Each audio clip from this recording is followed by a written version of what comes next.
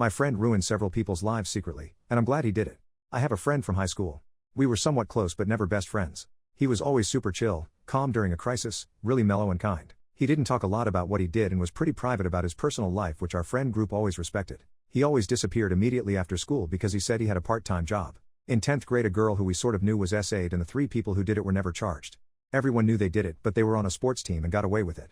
She took her own life later that year. My friend and I are in college now and we've gotten a lot closer.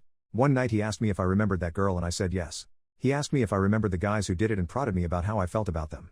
Obviously I hate them and said so. I was drunk and this was the first time we'd ever really spoken about this, so I was loud about it, and he got this sort of bizarre look on his face and showed me their Facebooks, Instagrams, other social medias, news articles, public info, etc. It was a really in-depth investigation of their lives and I admit I was weirded out at first. Apparently none of them are in college now. One is working minimum wage, one is serving time for assault, one isn't doing anything except bumming around at home. He told me that he'd actually been friends with the girl before she took her life, which I never knew, and that he'd quit his part-time job and started, in his own words, obsessing over getting justice. The main thing I remember was just how drunk I was and how weirdly calm he was. It still feels really fuzzy to me. He pulled up a drive with literal years of evidence. For one guy, he used his reputation as a teacher's pet to lower his grades, since the teachers believed him when he said the other guy didn't pull his weight on a major group project. That ruined his sports chances because he didn't make the GPA cut and the coach dropped him. He managed to find one of their private emails by reading it over his shoulder and used this Spokio-like site to dig up more info.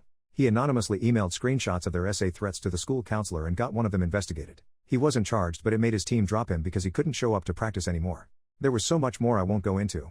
There was a bunch of little things too, like how he sometimes shared cheat sheets in the class group chat that had wrong information to keep their grades lower. I also used those sheets. He apologized for making my grades worse. Or how he convinced a few upper year friends of his not to tutor one of them and they failed physics. He swore that he never made up any rumors or false information and worked as legally as possible since he was still hoping the courts would charge them. That never happened, but he did end up tipping the scales enough to ruin their lives. According to him, they ruined their own lives. He just documented it and sent it to the right people.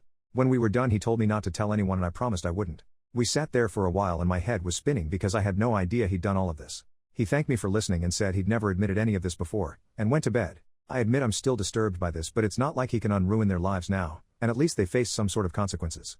The more I sit with this, the more I think that I'm glad something happened even if it was like this. We're still friends. I still trust him. He admitted that he's probably got a mental disorder that made him this way and he's been in therapy for a long time. To this day, none of them ever faced justice for what they did to her, but their lives fell apart anyways. I'm glad that happened. I'm glad he did what he did.